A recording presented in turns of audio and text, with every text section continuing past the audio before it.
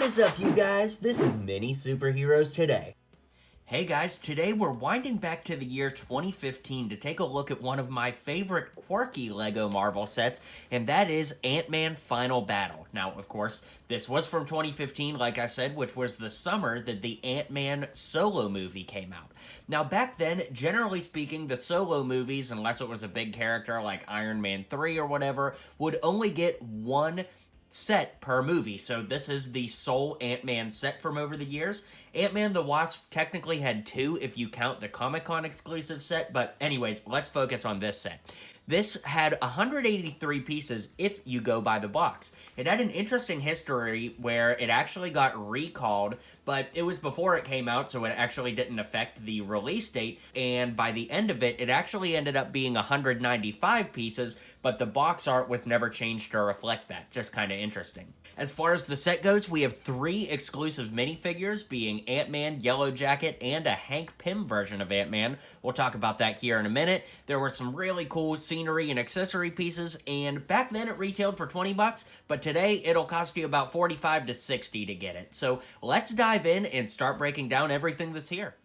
Okay, so here we have Ant-Man up first. Now, if you look at the costume, particularly like the back, as well as the fact that you could see his mouth through the helmet, this was based off of the concept art where this is what the suit looked like. They ended up changing the back of the costume for the movie, and of course we all know that Ant-Man's helmet does not show his mouth in the movie, but originally it was supposed to be that way, hence why both he and Hank Pym have exposed mouths. Just kind of interesting. Now, as far as the figure goes, I always loved how detailed the torso and legs are. The front of both of these are straight from the movie, and that's phenomenal. I also really like the translucent parts of the helmet, and the fact that you can see the eyes through the lenses. That's incredibly cool. And if we lift the helmet up, you can see he's kind of got a confused face on one side and a smirk on the other side. This is the same head that was used for Ezra from LEGO Star Wars Rebels back in the day, so pretty interesting all around. One of my favorite Marvel figures to this day, even if he is a little inaccurate. Up next, we have Yellow Jacket, and he is super accurate to the movie, well, maybe with the exception of the stud shooters, but even those are pretty cool for being translated into LEGO. You can see that he's got this big brick-built apparatus on the back. The only downside is it's so heavy that you can't really just stand him up. You know, he'll always kind of fall backward or lean forward, so, you know, unfortunately, you're always going to need to put him on some studs so he can stand upright.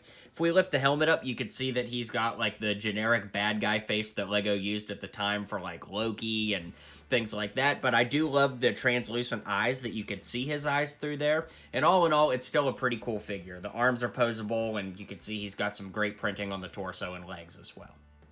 Then we have Hank Pym. Now, you've seen the movie, and you know that Hank Pym does not ever wear the suit, but based on concept art, there was an early draft of the movie where Hank Pym was going to suit up with Scott at the end of the film for the final battle, and this would have been his version of the suit. So if you look at it side by side with the Ant-Man, the design prints are nearly identical. It's just that, of course, Ant-Man has a little more shimmer and shine to his suit, whereas Hank Pym is more like blacked out. With that being said, the black helmet is a really cool touch. It looks great even if this suit doesn't technically exist in the MCU. This is one of the few figures who has a suit or a LEGO figure, that is, from the MCU that never actually appeared in a movie, so that's kind of unique. And if we lift the helmet up, you can see that he actually uses the same head from, I believe, Gandalf from Lord of the Rings. So another reused head. Of course, it's not even accurate there because Michael Douglas had a goatee in the movie, but I guess LEGO just got lazy. Imagine that. So that brings us to our accessories for this set. Now we get 2 little ants here, which are very, very cool. Let's get those in focus so you can see them. How they're built is they've just got a stud on the bottom so they can attach to some Lego bricks, and they're just plastic. They're pretty cool. They're not like jelly or anything like that, you know, they're just kind of hard plastic, and the legs can bend if you squeeze them just a little bit. Then we have this brick build here, and something I thought was really cool is they give you one of each Lego type brick. So, you know, for example, Ant-Man could hold this at scale, or he could shrink down and, like, be on top of that brick. I just thought that was really cool. And technically, you saw at the beginning there's a big ant build here. We technically get an ant that has that same feature. Anyways, this set did come with 2 Lego built screws, just like this. You know, you put a sticker on the top and it looks like a regular old construction screw, but unfortunately I lost one of them over the years, so we just have the one, but that's enough to show off the play feature. So what you can do is click this and it fires the screw out. So I really like that because it's a lot like the Ant-Man movie where they use, you know, smaller accessories and, you know, household things for their battle. I really, really love the idea of doing Lego built bricks. I mean, I just think that that's fantastic. Of course, the stickers are on there and it looks really, really cool.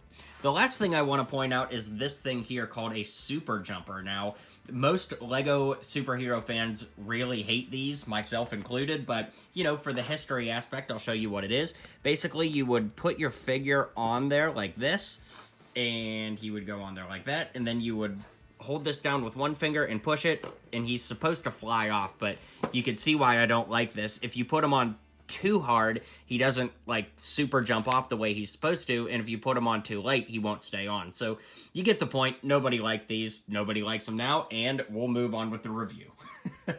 Alright, so that brings us to the giant ant build. Now, as far as the build goes, it is pretty amazing. It literally just looks like a giant ant with these big translucent wings. Unfortunately, over the years, I think this wing has started to give out. You can see it's kind of flopping down, but this one's still nice and strong.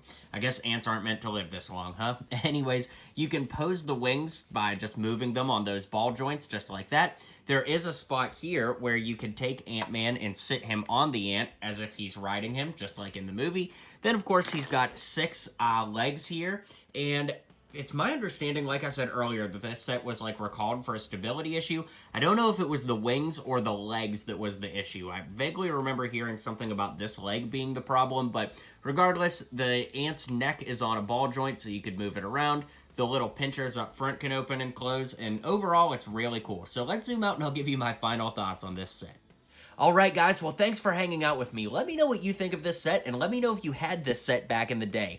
Ant-Man is one of my favorite superheroes. In fact, if you search Mini Superheroes Today Ant-Man collection, you could see my giant collection of Ant-Man stuff. Not just Lego, I have stuff from like the Hollywood premieres and screen stuff. It's pretty awesome. If you're an Ant-Man fan, you'll dig it. Anyways, be sure to hit like and subscribe, and I'll check you guys on the next video. Well, you made it to the end of the video. Thanks for hanging out with me today, and don't forget to hit like and subscribe, and maybe check out one of my other videos listed here.